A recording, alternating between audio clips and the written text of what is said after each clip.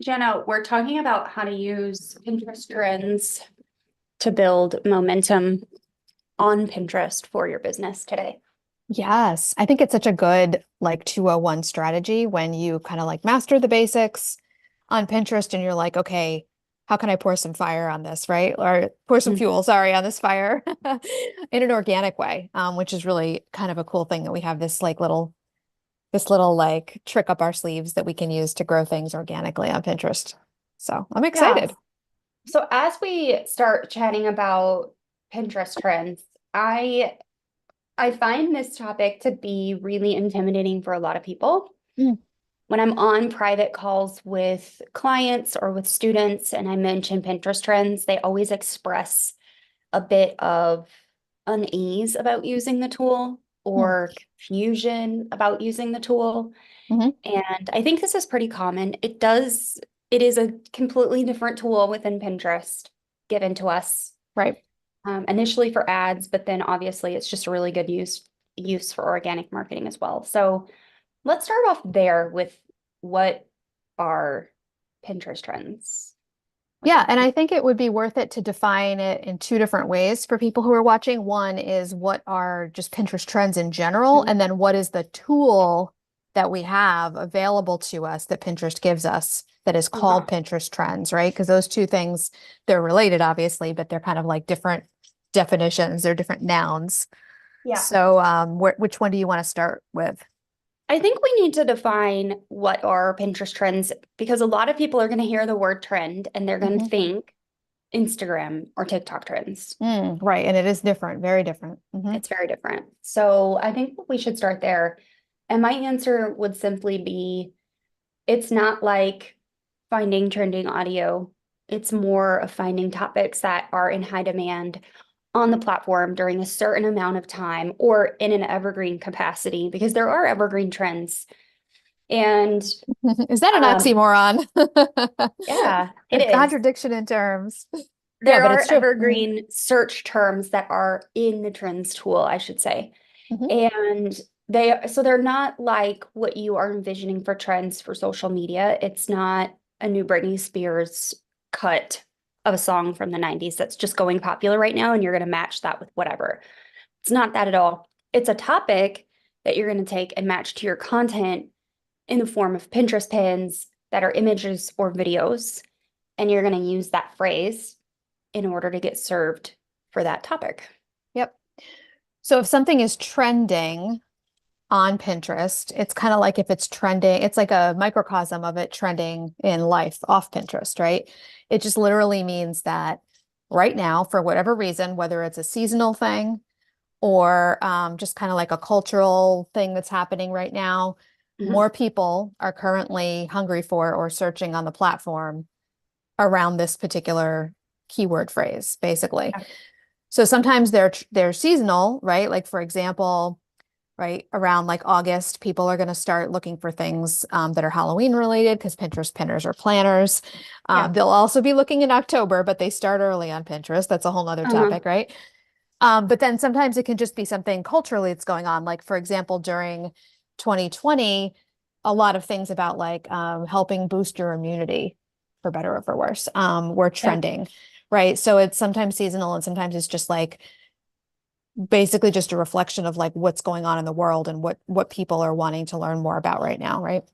A great example of that recently was Coachella Mm, back in the spring, which we just hit summer. So it doesn't feel like it was all that long ago, but it was close to probably 3 months ago now. yep. Um, Coachella happened. And when that happened, there were a lot of in the moment searches for, you know, festival outfits. Right. And then when Beyonce launched her new album back, I think in the fall, or maybe it was in January, I can't remember when the new one came out. Hmm. There was a lot of surge for specific types of cowboy outfits for women. Right. For costumes, like concert costumes, friendship bracelets lately have been all the rage on Pinterest and in Right. the search tool because of Taylor Swift's concerts. Right. So if you think about it, So it's like we have these trendsetters and they create these trends. And sometimes I look at the Pinterest trends tool, which we'll talk about in a minute, and I'm like, where did that come from? I And know. it's usually from one of those places that I don't know about, basically, but Yeah, you know, because you have daughters. I do. Mhm. And they don't know about Pinterest trends, but I do. But they are looking for things that, and they do use Pinterest. They both love Pinterest and they have teen Mhm. accounts. Well, Yep. there's only one teen account. Natalie has a teen account and Rianne uses Nat's account. So Hmm. with all of that being said, there are like in the moment trends, and there's multiple different filters that you can use to find this information. But for business owners who are looking for long-term sustainability and looking to use Pinterest trends in their Pinterest strategy, what I always suggest is to really rely on the top yearly trends filter. Okay. And it's not automatically defaulted to that. You actually have to change it to that when you get to the trends tool. And that is something that that I prefer to do, at least, Hmm. is to really rely on the yearly. So what's the difference between the yearly that you're talking about and what is there when we automatically go to trends.pinterest.com and we see the default view? The default is growing, and growing Hmm. is something that has been growing over the past 90 days. Hmm. So it's we're not looking forward as much as we're looking backwards. Hmm. So I care less about what happened in the last 90 days, and I care more about what's to happen in the next 90 days. Hmm. So as we're looking at Pinterest trends for yearly, you are going to notice that the end date is the date that you're on right now. Hmm. But it gives you a view, and this is year over year data since Pinterest has been compiling this information for trends. And these are predictions that have come true and that usually stay the same and remain the same. So Hmm. one really good example is like barbecue grilling recipes. Those are always going to be higher in the spring and summer, and they're going to start to fall in late summer, early fall as people transition to more slow cooker, crock pot, oven style meals. Hmm. So you have to be thinking about how your audience is searching for your content in the world and where it ties into these timelines and using that information to inform your strategy. Yep. I believe, tell me if I'm correct, that you just did a new video on actually showing people Yeah, not face to camera. What's the opposite of that? Screen sharing. and sharing. To show people the trends tool that we're talking about. Because we've kind of transitioned from talking about like what is a trend on Pinterest and how it's different than like on Instagram, for example. Yeah. And now we're talking about this tool, which you can find at trends.pinterest.com. And I know you need to be logged into your Pinterest account to access it.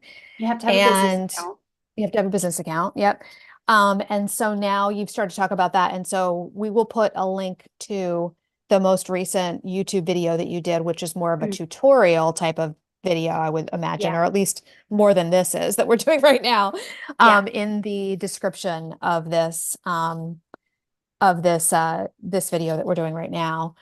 And then do you have resources in the academy as well in your membership around Yeah. trends? Mhm. Yeah. So yesterday's video is more of like using trends, Mhm. finding your trends, but the membership content is more of the strategic methodology around using them consistently, where to use them, how to use them, all of that good stuff. So of course my membership members get all of the goods, Mhm. but the video on the channel yesterday is still very valuable. I'm walking you through how to use the tool, how to use your filters, how to export your data so you can manipulate it more. So if you do want to go deeper on trends or using trends and you want assistance and you want community, obviously we welcome you in the academy. Right. So if someone's listening to this, and we're going to continue talking about this topic, but I just wanted Yeah. to make sure it's clear right off the bat that if someone is excited about this topic, which, it's exciting, and you want to learn more, you do have a tutorial on the YouTube channel, which we'll link. And then just joining the membership. What is the cost of the membership now? 37 a month. You $37 a just month. want So to join just, monthly. yeah. So there'll be a link, as there always is, in the description of this video to just join the academy and get inside and get all of the detailed strategies and community around using trends. So that's like, if you're really going to dive into this, that's probably the best way to go. But that video is available on the YouTube channel to kind of get a little bit more context for what we're talking about. So, And to okay, have a cool. visual for what I'm explaining, because I Hmm. explain the filters and the usage of Yep. the filters in that video too. Yep. But I think it'll be really helpful for anyone that just wants a 101, like starting Yep. using trends. We'll link the playlist instead of just the video. I put the video in the playlist, of course, but the playlist also has other videos about trends, Great. using them, finding them, ideating, all of that good stuff. And all of that, even though they might be older videos, is still very relevant because this trend Hmm. still hasn't changed in 2 years. Yeah, I noticed that. I dipped into it again today, and I hadn't been in for probably a couple months because I still do Pinterest for my own content, but Mhm. I don't do Pinterest. I don't work with clients anymore with Pinterest, right? So it's been a bit since I popped in there and I noticed that it hadn't changed much.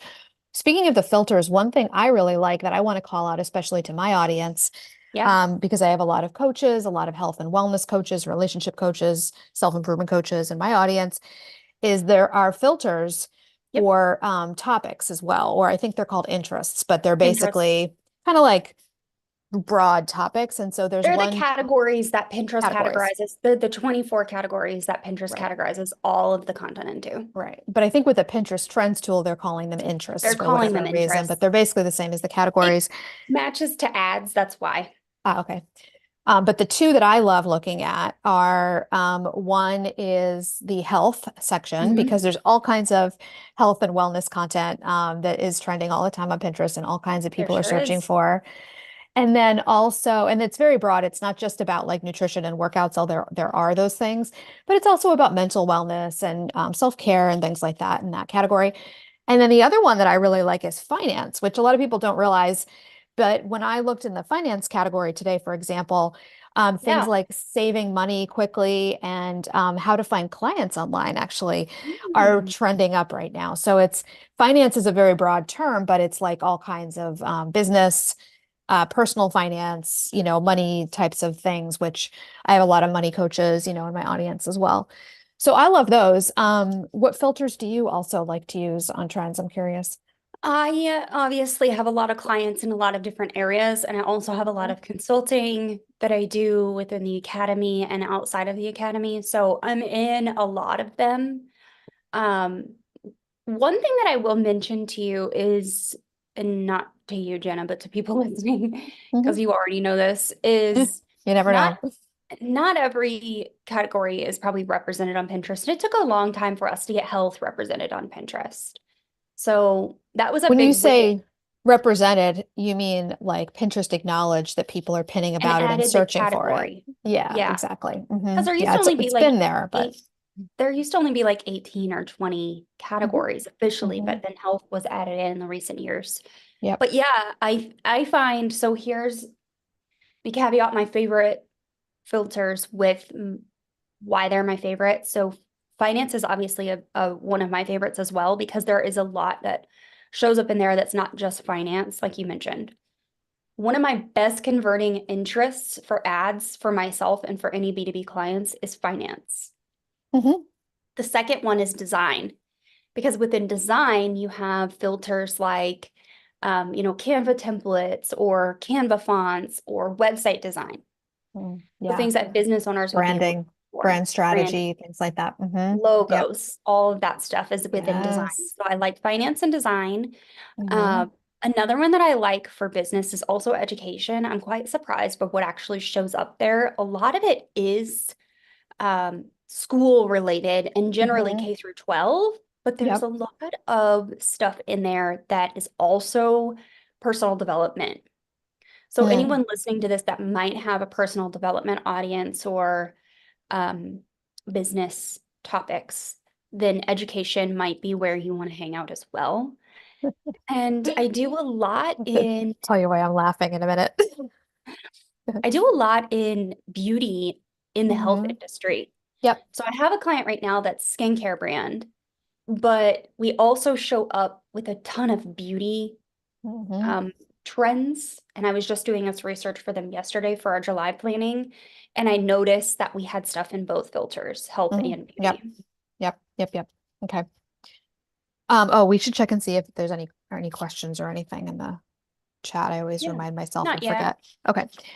Um, what was I going to say? Oh, I was laughing because I remember back in the old days, this will be something that the OG Pinterest crowd that follows us and listens to this live and on the replay will appreciate. I remember like the TPT sellers and the teachers and the educators in general were so protective of that category, education. I remember everyone was always like, it's not educational content about, your business. It's about K through 12. It's K through 12. It's K through 12. But it's like it's one of those things where it's like it is what it becomes. You know what I mean? I It mean, is if people are education. searching, yeah, exactly. Like that's up to the users, not the marketers, basically. You know what I mean? And then Yeah. Pinterest eventually follows suit with, you know, um, reflecting in their tools and everything what the users are using it for. So anyway, that was just my little So chuckle. I remember the people being like, it's not educational materials, it's K through 12. Stay out of every our category. Basically, they were like, get out of our category. This is ours. every business that is promoting on Pinterest is considered a content supplier because we are Right, supplying content for their platform. right. And I just wrote an email this morning where I mentioned that I have a degree in business and Mhm, economics was one of my favorite courses. I had mhm. two, macro and micro. And where there is supply, there's going to be demand. So Right. as suppliers supply information, there's going to be a demand for the information Mhm. and vice versa. So as there is a demand, usually it starts with demand Right. Demand is really for, the core of it, the genesis of, right. and a lot of people are going to be like, ah, I get it, Heather, I'm with Hmm. you. So as there is a demand for search terms on Pinterest, they're going to start feeding those into the trends tool, Hmm. also into the ads manager keyword tool. So you might start off on Pinterest in a niche where you notice there's not a ton of search volume or search results for your topic. But over time, and here's a great example, this is right on topic for me for this channel and for you. There used to not be a ton of search volume for Pinterest marketing Right. terms. Yeah. They're being searched over 5 million times on average every single month on Pinterest now. And you can Hmm. now find those things in the trends tool, in the ads manager keyword tool. So Hmm. as there is a demand for this information, there's going to be a supply for it as well. So Pinterest is going to start supplying that information via us. Yeah. As we Yeah. supply the content onto the platform, they're going to supply it to the audience that's searching for it. Hmm. So just keep creating if you feel like you're not a fit or if you feel like Pinterest isn't a fit for you, like I'm going to tell you, if you don't find trends, that's okay. Keep using Pinterest, keep using your search terms because Right. eventually you're going to get found because there is going to be people starting to demand your topics. Right. Okay, And I off my think soapbox. I think what happens is people get a little bit people in like the less traditional Pinterest niches and spaces can get discouraged. And it's hard because we don't really have a lot of really good keyword search volume information. We have some, but we don't have a lot when it comes to the actual Pinterest, at Pinterest as a search engine. And so you can't tell necessarily, um, when you're, searching like for like dating profile ideas, for example, you might be able to go into the back end of the ad manager and see some things and whatnot, but basically we don't have really good ways to measure really like long tail keywords. Would you say that's still accurate? Do you think I'm still Yeah. being accurate there? Okay. No, because So, there's not a measurement for it. It right. is the only measurement is within the trends tool, which isn't Yeah, great, and right. within the ads tool, which is better. And neither of them are comprehensive. That's the thing. Right. It's like people give up because they think, or they get discouraged, I should say, because they're like, well, I don't see dating profile tips in the trends or in the ad manager, for example. But you can tell by doing just standard keyword research on Pinterest that people are searching for it. We just don't know how many. And Yeah. so I think that's one of the things that comes with having that long-term mindset with Pinterest. It's like if you have a really good authoritative blog post about dating profile ideas, there's no reason in the world not to pin it. If you see people are searching for it on Pinterest, why not pin it? Because that way, when Yep. they search for it on Pinterest, they can find you. If you Mhm. don't pin it, then they can't find you, right? So it's just a question, really, in my mind, of like having faith that even though we don't know how many there are, it's like if the longer tail the keyword is, the more we're off on a tangent here, but the more likely it is that when people do find you from time to time for that search, that they're like just the right fit people for your content Yeah. and for your offers, most likely as well. So anyway, we'll table that. But one thing I did want to kind of ask, and we sort of started to talk about it already, is like who do you think this Pinterest trends tool like works best for? Did we already cover what you wanted to cover about that, or was there anything else about like who this is for, who trends are for? Generally speaking, I want every business owner to attempt to use trends at some point in their Pinterest strategy and their keyword research phase Hmm. because you don't know what you don't know. True. And there might be stuff in there. Now, one of the things that a lot of people get hung up on is they wrote a blog post for, how to eat vegan. Hmm. And there aren't exact phrases for that topic there. And Hmm. they don't go beyond that because the interests, like I was just saying a minute ago, of a skincare brand, and we have searches in both trends in both beauty and health. And you would think that health isn't as much related to skincare, but it is. Your Hmm. skin is a big part of your health. It's your largest organ. So it's Yep. going to be in both And sometimes places. skin problems are resulting from Our health health issues, right? issues, right? So I would encourage business owners to do more searching and to use the Mm-hmm. autofill feature in that top search bar instead of those bottom tools Mm-hmm. to do some ideating and figuring out exactly how people are coming up with these topics that are coming into trends. But I mean, if all else fails, just reach out to the team Mm. and tell them, hey, I'm thinking about running some ads, but I'm needing some help finding some trends Right. and see if they would be willing to supply you with information based on your account. And that would be a Okay. really great place to start. Yep. They are Some there. personalized info. Mm. They want to help people get started with ads, even if you're not going to run them. Even if you're just They considering just, it. I mean, we yeah, you wouldn't want may to tell consider you to to, run yeah, them. right. It's a good Right. place to start. It's never And totally off the table for anyone to run ads. it's So, not. mhm. Yeah. Yeah. So go. I can't talk to you right now. Go and I'm assuming that wasn't for me. go and do some research. Go beyond your keywords and Hmm. start really broad. So if you are looking to create a blog post on how to go vegan or something like that, then just search the word vegan Hmm. and use all the filters. So there's four of them in the top left-hand corner of the bottom half of the tool. Hmm. Use all of them Hmm. because something might not show up in top um, or the monthly trends filter, but they'll show up in top yearly and vice Right. versa. And so So in this case, when you say all of them, there's four. It's top right, yearly, top monthly, growing, and seasonal. right. Okay, good. I just wanted to pull those up. So those are the ones, that's the first filter in the upper left-hand corner under Discover Trends in the United States, if you're in the US. And Yeah. then there's other filters. There's date filters, interest filters, keyword filters, age filters, etc. There's But in this case, country you're filters talking, too, yeah, yep. or There's regions. gender, there's a couple.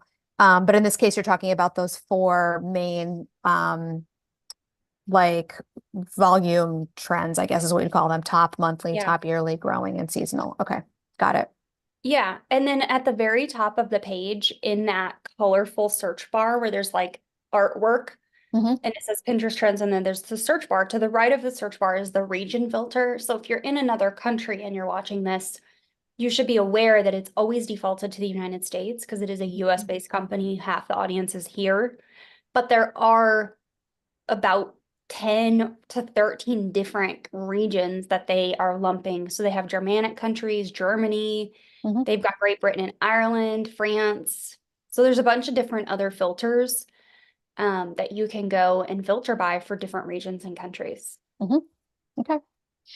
So one thing I wanted to mention, and this is more like really pointed towards my audience, is when it comes to who trends are for and who they're not on Pinterest specifically, I'm just going to say for myself that I think my people, who are again the coaches, the course creators, mostly coaches, service providers, strategists, people like that, the knowledge-based entrepreneurs, if you will. Mhm. Um, One person that I don't recommend trends for is someone who hasn't already mastered or at least established the basics. Yeah. So Pinterest trends are not a substitute in my mind for just doing some basic keyword research. So Pinterest trends are almost like a little bit of a subset of keyword research. And in my mind, they're like a 201 strategy. Yeah. So that would just be one thing I would say. And then in related news, basically, I just want to caveat as well that it's important to remember that trends can be fun and it can be fun to use a trend to get a lot of views. But if your goal is really like views help you with audience growth. Hmm. But you want to make sure that if you're spending time creating content, whether it's a blog post that's based on something you see trending, or whether it is a video pin that you can still create on Pinterest. We don't call them idea pins anymore, but a video pin that is sort of a self enclosed or does it self, whatever, a tip that doesn't necessarily you don't have to go off the platform to get the information. Yeah. It's important to make sure that you're being really mindful of how you're connecting this trend to the thing that you're monetizing or the thing that you're known for. So Yes. just be careful, like, especially if you're, like I said, like a coach, for example, don't go off the deep end and start creating based on a bunch of trends that don't really relate directly to that thing that you're known for and that you are actually monetizing already or are working towards monetizing. So I just Yeah. want to kind of point that out. I think those are great tips. Mm, And that is definitely a, 201 thinking because mhm, we are beyond the initial creation of content on our website or YouTube or mhm, podcast. And now we're moving into being more strategic with the content marketing and distribution. mhm. Trends are definitely Right. not the Well first said. place I tell people to go Yep. for keyword research. The first Yep. place I tell people to go is the search bar. Right. Exactly. Now, you can start there and move your way into trends. Mhm, Or if you want to start with trends and then move to the search bar, I also encourage people to do that, especially if they aren't sure what terms Pinterest is already giving people or what they're mhm. already categorized Yep. as. It could Yep. be a good way to start with some ideation and then go to the search bar. But yeah, generally speaking, we start with the search bar. We do our keyword research there first, Mhm. at least starting it, and then we can move into trends to just kind of match topics. Yep. I tell people, because I get this question all the time, should we use the trends topics to create content for our websites? Mhm. My answer is almost always the same. Is this going to be something that is related to your topic on your website that you are going to try to rank for on Google that also just happens to match what you're doing in your business all the time, like you just said? Mhm. Right. Right. And sometimes the stars align. And when they do, trends can be really powerful. Yeah. That also kind of reminds me too, I wanted to say that, like, if you're a content creator, meaning that you are like an influencer, you're monetizing, usually with brand partnerships and affiliate links and things like that, if that's the kind of content creator you are, Yeah. then this could be an incredibly useful tool. Hmm. Because typically content creators are a little bit broader with what they create. They might be in the lifestyle, it's not really a niche, but the lifestyle space or the parenting space or the travel space, right? Or a specific travel space. Like, for example, um, you have a blog in this situation. Let's just say, for example, it's a Pinterest channel as well about, or Pinterest profile, sorry, or account as well about RV life, right? Yep. So the idea here is that when you see something trending and it's in your space, definitely use that as a guide to decide what content to create this month. That's going to be very Hmm. helpful if you're a content creator and you have a really broad topic or a Hmm. really broad space. Um, then you don't have to be quite as picky in my mind as if you're a coach or a strategist, and you have to really make sure that you're picking something that lines up with what you already monetize. Yeah. Hopefully this makes sense. I'm kind of just blah, blah, blahing, but I think this can be when it comes to, like, the question, who is trends for? One person I definitely think trends is great for is a content creator slash influencer in a little bit of a broader lifestyle space. Yeah. Yeah. And I don't generally like to touch that topic. Um, just because it's difficult to get people to wrap their head around how to make that an actual long-term sustainable business. Yeah, it's Like, not really what neither you nor I really specialize in. no, But it's something that there are some people who do Pinterest but for that model. It's not really what we do, yeah. but that business model is out there. And I do know some women who have been really successful as influencers that are monetizing with affiliates, Yeah. and that has worked great for them. They Yep. started their businesses with that model and have grown into more of a content creator, Hmm. blogging style model beyond that, and it's really been um, well done. Like they've Right. done a great job. So yeah, I think that's also a really great option. Generally speaking, who trends are not for is, like you mentioned earlier, people who are not, that don't have the The foundations in place around foundational. Hmm. basics. If Yep. you're not creating a lot of content, but you have products, then there's probably a purpose there for trends for you. But trends, in a lot of cases, I find them to be top of funnel awareness and consideration Absolutely. content. So, Absolutely. Yep. there are search terms there that could overlap with a search intent being commercial or for products, but Mhm. generally speaking, a lot of the ones I do see are content related. Yeah. I think also trends it can be really helpful for you if you have a lot of content already, if you have a big back library of content. Because if you see something's trending and you know you have a piece of content about that already, then this might be a really good opportunity to either pin that like right now, like pin it a few Mhm. times with different images, and space them out a little bit, right? Don't just pin them all immediately. Or to add that to your pin plan for this month. Yeah. So for example, I know a while back I wrote a blog post about this and I wrote that like I saw sunscreen and sun protection were trending at the beginning of the summer. And so I was thinking about my former client, Cassandra, who had a blog post on her site because she has a lot of blog posts. She's a Hmm. stylist, she's a personal stylist and a style coach about protecting your clothes from sunscreen. And so she already had that piece of content on her website. So this would be a good time for her to go and pin it and use the trending keywords. Sun protection and sunscreen facts, I think, were the keywords. Yeah. And even that's a little bit of a reach, but it's the kind of thing where if you already have content about it, this can be a really good tool. And so people who already have content about things that are trending are usually people who have a lot of back content. Yeah. So I would say that would be someone else who like trends can be really useful for is if you have a lot of content and you're kind of trying to decide what you should pin this month from all of those different like content options that you have to pin. Got a question that's really great. It says this is from Jeremy. He says, would you count food blogging as influencing? And no, I would not. Hmm. I was going to say yes. That's so funny. I mean, so let's explain our different I was like, answers. yes. And others like, no. Generally speaking, I wouldn't consider them to be an influencer because you're providing something other than just, I see influencers as product hawking. Like they're just like, buy this and Mm, buy that and buy this and buy that. You're mhm, not generally doing that as a food blogger. Like you're writing blog posts with recipes and you're doing meal, um, recipe creation and testing. mhm. You have your own little test kitchen at home, Jeremy. So if you're a food blogger, Mhm. Heather does not consider you, and I don't like talking about myself in third person. That was weird. An influencer. Jana, he says he loves different opinions, so please give me yours. Okay, I would say yes, because in my mind, I'm a very black and white thinker, and I work mostly with coaches, strategists, service providers. And so if you think about it, coaches, strategists, and service providers, they are people who have an offer, a product or a service, really, Mhm. and they are using their marketing to sell that service or product.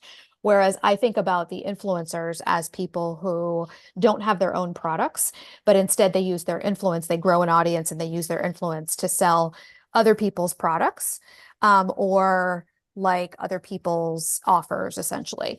And so when I think of a food blogger, I think of someone who I mean, I hear what you're saying, Heather, but I think of that person as not a coach or a strategist or a course creator unless they do have a course or something like that, but rather Yeah, in like the other bucket, which I consider like influencer and content creator, where you're monetizing primarily with brand partnerships and products and affiliate links and things like that.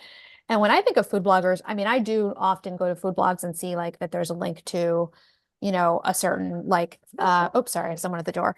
I'll ignore it. Hopefully you don't hear the dog barking. oh, we hear Rue. Like a link to, Everyone yes, say hi to Rue. yep, that's Rue. A link to like the Amazon link for like Yeah, the lemon zester that they love using for these recipes or something like that. So that's why I say yes, but it's kind of like it's like it it's to like a me, it's just the recipe. It's a opposite of dash who of I this help. and a dash of that. Yes. Whereas I think your answer is a little more nuanced, Heather. You're like, yeah, it's kind of like there's different ways, different Well, monetization methods. and at some point in time, and I think it was circa 2020, influencers started getting sort of a bad rep. And I personally despise influencing. I hate it so much. But for totally different like moral reasons. So Um, you don't want to lump food bloggers in there because you love food I bloggers. don't want to lump people who are providing really great value beyond Right. dancing Content in front of the creators. camera and hawking Yep. Amazon products. Yep. I have a lot of respect for food bloggers because it's how I got Yeah. started on Pinterest, not as a food blogger, but as someone looking to learn how to cook. And the last I checked, I've got my phone here. I'm going to pull it up just really quickly. I'm going to tell you how many recipes I've cooked on Pinterest, Jeremy, and I want to know if you've ever heard of anyone saying this before. Um, Quite a lot. So that's why I don't want to lump them together is because I think influencers started calling themselves content creators as like a new term, but like generally speaking, people who are blogging have always been creating content. I'll be back in 30 seconds, literally. Yeah. Keep Okay, talking. I'm gonna tell Jeremy and Tomisha and Olivia and Player One how many recipes I've cooked on Pinterest. Let me get to it. You guys are gonna like go bananas. And I have more than one board. Okay, this one board with recipes has 2.6K pins. I've cooked all of them. 12 years old, this board. Wow. The original board I created, and there's 2.6K recipes, and I've cooked every single one of them. But I Whoa. have So you have a you board for ones that you've made? no, I just every Oh, recipe I put on that board I've cooked because that's oh, how I used to amazing. use Pinterest. Yeah, yeah, yeah. And then I have 103 instant pot recipes I've cooked. Um, Keto recipes, there's 45 on there. So you guys can see I've cooked probably over 3,000 recipes from Pinterest in the Amazing. 12 years that it's been on the internet. So Yep. I love I that don't story. I know. love it's like your Genesis story. You like got married and you had a family to cook for and you were like, I don't know how to cook. So you I went to don't know how to Pinterest, cook. learned it, fell in love with the platform. So I can So understand Jeremy, why that paired with your not so loving the whole influencer label would make you say no. Homo sapien. I love that. Oh my gosh. Can you just put the URL in the chat, Jeremy? It's pinterest.com/your username. If you just go to Pinterest and click on your profile in the top right-hand corner and then copy the URL, I want to see your Pinterest account and follow you because I'll make your food. And then player Love one it. earlier asked, I missed this question earlier. What's the difference between an affiliate and an influencer? And I think this goes right along with the conversation we're having. There's really not a difference anymore in them. And that's kind of where this nuance comes, where I'm talking to Jeremy about food blogging, and you're monetizing with affiliate links, but you might also have a cookbook. You Mhm. might also have display ads. There's so much that goes into it. But Well, like, if sorry. if your only model of making an income is quite literally That. hawking products from other people, then Hmm. you probably could be lumped into this influencer thing. But generally speaking, influencers don't have blogs, they don't have podcasts. That is changing right now. This environment is changing around that. But I don't want my negative opinion or feelings about influencing to make you feel like you shouldn't do it. I Right. monetize with affiliate links, but I'm not an influencer. Right. So here's kind of a neutral way to think about it. There was a time a couple years ago on Clubhouse where we used to do a room regularly, and I still have a blog post that is the same piece of content basically that was 8 ways to make money on Pinterest. Yeah. And the bottom line is that there are like these 8 different monetization paths or methods, right? And when you hear people say that they want multiple streams of income, usually that's because you've mastered one monetization method in your business, and you're moving on to another one and then maybe another one, right? So if you have multiple streams of income, maybe you are an influencer and you also have a blog and you Yeah. also decided one day to create a digital course because you know that's a great way to monetize a blog and your influence, Yeah. right? So you could actually fall into multiple of these categories. It's not like there's silos and the two shall, never meet in between. So Sure. multiple streams of income is, these different ways that you're monetizing. So it's just kind of like a neutral way to think about it too. But all in all, I think especially if you're in the food space, and Jeremy is in the food space, you should be using Pinterest trends because Oh my God. there are Yes. so Yes. many for you. In fact, I Hmm. just did a 6-week VIP setup for a client that's in the food space, and I took their top 100 blog posts. Hmm. And for every 100 for every post in the list of 100, I found 5 keywords from the trends tool for all of Mm, that content. So So not general keywords, but actually keywords that are in the trends tool right now that are trending. correct. Yeah. Hmm. And then we just map all of that to pins that we make for those blogs. So then Yeah. they can make 5 pins out of the 5 keywords Yep. and have theoretically 5 weeks or 5 months worth of content for each blog post, depending on how you want to distribute it, you know? Right. Yeah, that's really smart in a space where there's so much potential like that because it's like one of the classic Pinterest niches. Yeah. It could be overwhelming to try to do general keyword research and choose which keywords you want to rank for. So a Yep. really good way in this case, what I'm hearing you say is you kind of narrowed it down by saying, you know what, we're just going to discard for now any of these general ones, and we're just going to go with the ones that are trending right now because why not? These are the ones that everybody's looking for right now. Oh, you know So what? that's smart.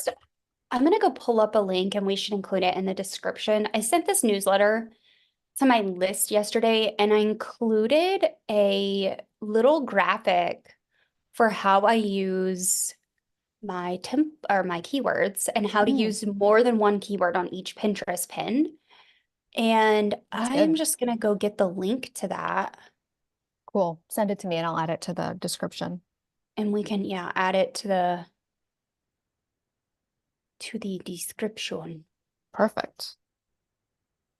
I don't know why it's not working, but I will get it. We'll add it to the description. Okay. Um, but I don't want us to get Yeah, too I got to far wrap up off actually because the. I have a 2 o'clock. I'm running a 2 o'clock workshop with a group of health coaches, a content That's strategy workshop. fantastic. So we are actually, just to let you guys know, we are off for the month of July for our lives. We hope that you will be back to listen and watch us, listen to us or watch us in August. In that time that Jana is going to be away and I'm going to be off doing other things. We're actually going to be launching this YouTube live show into a podcast. So we'll have a repurposed method for listening and disseminating all of our great information. So if you would prefer to listen on the go On and not your tied to a device YouTube. live, we'll always have that option going forward. So It's exciting. um, And we have lives already scheduled for August. So this we is not do. one of those situations where we're like, we're taking a break and then we never come back. That's not how Heather and I roll. No, no, We no. will we will be back starting in August. And if you go to Heather's YouTube channel and to the live tab, you'll see that you can already RSVP Mhm. or be notified, hit the notify me button for, I believe, the first 4 or 5 lives starting August, whatever the first Wednesday is in August, are all there ready for you to RSVP to. So we'll see you back in August.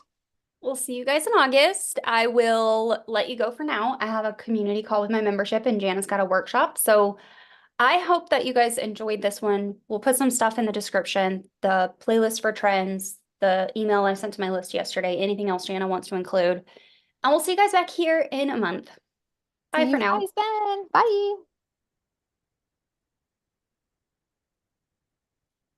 Right.